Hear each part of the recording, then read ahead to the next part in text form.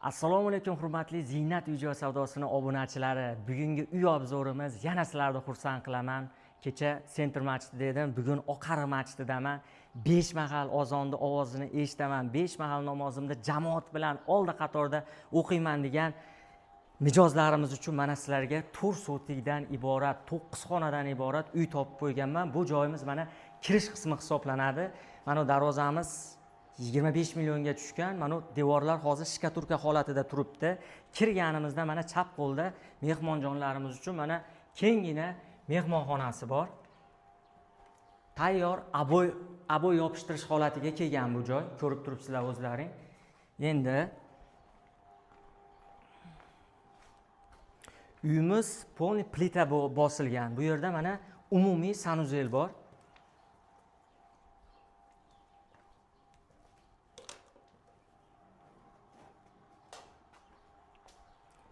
Va yozgi oshxonamiz mana ikkita o'choq, gaz, suvlarini ham ko'rsatib ketaman. Bu yerda kanalizatsiya, suv, gaz umuman muammosi yo'q. O'choq, mangali ham bor. Bu yerda mana podvali bor. O'zbekda bizda ko'p bankalar bo'ladi, mana narsalarni qo'ygani va mana bu yerda qishki oshxona bor. Uyimizning eng zo'r tomoni xonadon-xonaga o'taverasizlar, tashqariga chiqish shart emas.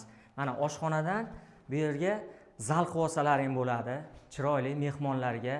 O'zbekda nimasi ko'p, marosimlari ko'p, to'ylari ko'p, erkaklar, ayollar отдельно o'tiradigan qilib, bu yer ham bitta katta lobby zal qismi hisoblanadi. Mana birinchi qavatimizga kirib oldik. Bu yerda mana bitta sanuzel bor. Va bu yana bitta xonasi.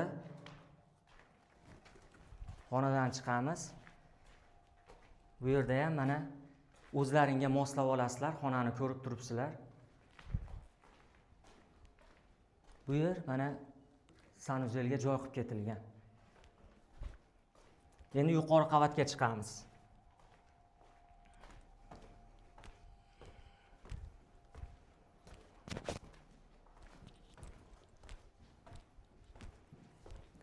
Xo'p, yuqori qavatga chiqishimizda sizlarni to'g'rida mana yana bitta sanuzel kutib oladi. Ko'rib turibsizlar. Bu yer mana oilali bo'ladigan bo'lsa, bu zal qilib qo'yib, bu qismini mana yotoqxona qilib qo'ysalaring, chiroyli bo'ladi. Masjidni gumbazini bitta ko'rsatib qo'ying.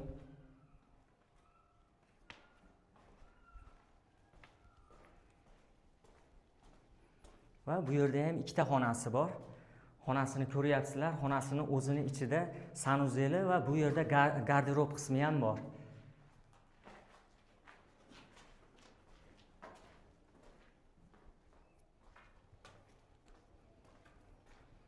Bu yerga mana bolalar xonasi qilib qo'ysalaring.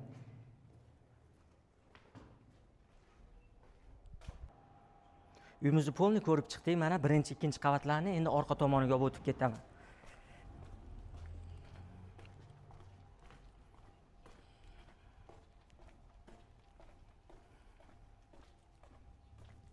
Bu orqa tomonini ko'rib turibsizlar. Alohida hojatxonasi ham bor orqa tomonida.